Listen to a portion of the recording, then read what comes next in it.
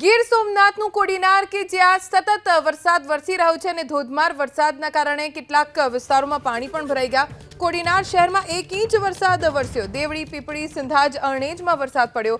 કાટાળા, સાંઢણીધાર, લાઠી, ભુવાવાડા સહિતના ગામોમાં વરસાદ પડ્યો છે, જેના કારણે કેટલાક રસ્તાઓ પર પાણી ભરાઈ જવાની સ્થિતિ સર્જાઈ।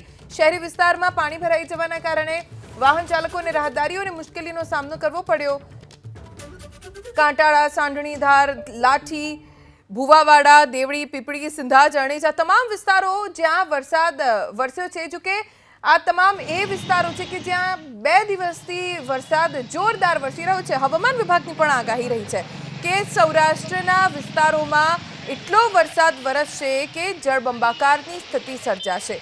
દેવળી, પીપળી, સિંધાજ, અરણેજ, કાંટાળા, સાંઢણીધાર, લાઠી, ભુવાવાડા સહિત ગ્રામ્ય વિસ્તારો કે જ્યાં વરસાદ પડ્યો તો કેટલાક શહેરી વિસ્તારોમાં પણ આ વરસાદ સ્થાનિકોની મુશ્કેલી વધારતો જોવા મળ્યો। પણ એકંદરે વરસાદ સારો પડી રહ્યો છે અને વાવણી લાયક વરસાદ છે। વાવણી પછી આટલો સારો વરસાદ વરસ્યો છે, જેના કારણે ખેડૂતો ખુશ છે।